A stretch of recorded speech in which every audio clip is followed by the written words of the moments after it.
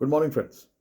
आज हम बात करते हैं कुरानिक विजडम में बदले के बारे में। कुरान का क्या कहना है रिवेंज, और रिवेंज से बेहतर क्या है, बदले से बेहतर हमारे पास ऑप्शन कुरानिक विजडम में क्या है। कुरान के मुताबिक ये जो बदले की भावना है, रिवेंज का जो ख्याल है, ये कोई ऑप्शन नहीं है हमारे पास कि अगर कोई हमारे साथ तशद्दुद करे, कोई बुराई करे, कोई झगड़ा हो जाए, बेईमानी करे, तो हम उससे बदला लें। क्योंकि बदला लेने से कुरान विज़डम कहते हैं और भी वो दिक्कत परेशानी, उसके रद्द अमल में और भी बड़ी मुसीबत आ सकती है। इस बात को समझाया है चैप्टर अल नहल 20 में, तफसील से समझाया है कुरान। और एक बहुत प्रैक्टिकल एडवाइस भी दी है तमाम मानने वालों को, तमाम इंसानों को। वो कहती है अगर तुमको रिटेलिएट करना ही है, बदला लेना ही है, किसी ने तुम्हारे साथ गलत किया, तुमको रिवेंज लेना ही है, तो उतना ही बदला लो, क्वालिटी में, मकदार में, जितना उसने तुम्हारे साथ किया हो। मगर इससे बेहतर ऑप्शन, इससे बेहतर तरीका ये है कि आप सब्र करें और उसको माफ़ करें। Chapter 16 verse 126। अब रिवेंज क्या है? रिवेंज का मतलब सिर्फ ये है कि कोई तुम्हारे लिए ऐसा काम करे, बुरा काम करे, बुरे अल्फाज का इस्तेमाल करे, तुमको इंजरी, तुमको ज़ख्म दे, और या तुम्हारी बेइज्जती कर दे, जिससे तुम्हें नुकसान हो, ज़हनी, जिस्मानी, माली, कोई भी किस्म का, तो उसे आपको भी उससे बदला लेना है। तो कुरान कहती है कि हर रिवेंज, हर बदला 2 लेवल का होता है जो आपको परमिशन है। पहली बात तो कि पहले लेवल पे आप इक्वल रिवेंज, बराबरी का बदला लें, जिस्मानी, ज़हनी, माली, जैसा भी हो, आपको उतना ही आप उसका भी नुकसान कर दें, ठीक है।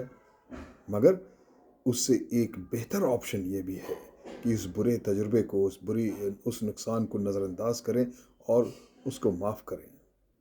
वो सिर्फ इसलिए, पहला ऑप्शन इसलिए इजाज़त है बदले की, रिटेलिएशन की, मगर इसलिए वो ऑप्शन नहीं है क्योंकि ये किसी को तय करना कि इतने ही मिक़दार में, उतनी ही बराबरी का बदला मैं ले रहा हूँ। क्योंकि कुरान कहती है अगर आपने उससे ज़्यादा उसका नुकसान हो गया जितना नुकसान आपका हुआ हो, तो फिर आपको उसकी जो है मुकम्मल सज़ा भी मिलेगी।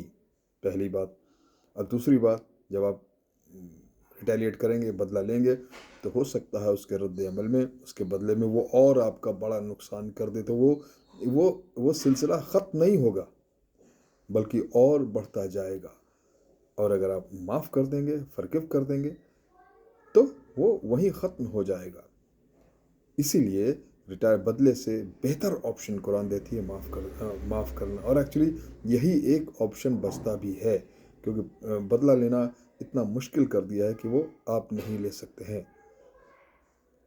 और माफ़ करने के लिए आपको अल्लाह ताला नवाजता भी है, ये रिवॉर्डेबल एक्शन है।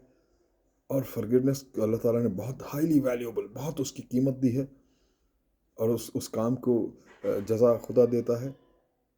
और आप जब किसी इंसान को माफ़ करते हैं तो आप उसके ज़मीर पर भी असर करते हैं।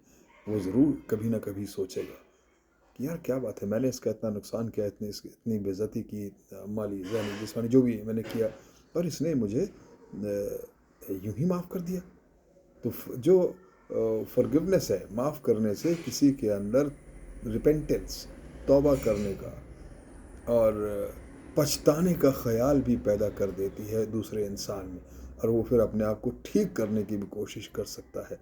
इसीलिए कहा गया, कुरान कहती है कि माफ़ करने से ये एक सोशल रिफॉर्म एक्शन, एक माशरे को भी बेहतर करने का एक बेहतरीन तरीका है। और प्रैक्टिकली इसीलिए आपके पास 2 ऑप्शन नहीं बल्कि एक ही ऑप्शन बचता है, उसे कहते हैं माफ़ करना, फॉरगिव करना। और ये इस मैसेज के द्वारा, इस सूर्य के ज़रिए अल्लाह ताला ने बार बार एम्फसाइज़ किया है कि पहला बदला कोई ऑप्शन नहीं, आपको हर हालत में माफ़ करना ही है, क्योंकि बदला डिस्ट्रैक्शन है। फॉरगिवनेस जो है, एक मुकम्मल माफ़ी जो है, वो उस मामले को ख़त्म करने का सबसे बेहतरीन तरीका है। और फॉरगिवनेस से एक भाईचारे का भी मैसेज जाता है। एक ایسا ایٹماسفیئر کریٹ ہوتا ہے معاف کر دینے سے کہ دوسرے بھی اس سے اچھا سبق لے سکتے ہیں. اسی لیے ان دونوں آپشنز قرآن کہتی ہے forgiveness، معاف کرنا کہیں بہتر آپشن ہے. Thank you very much.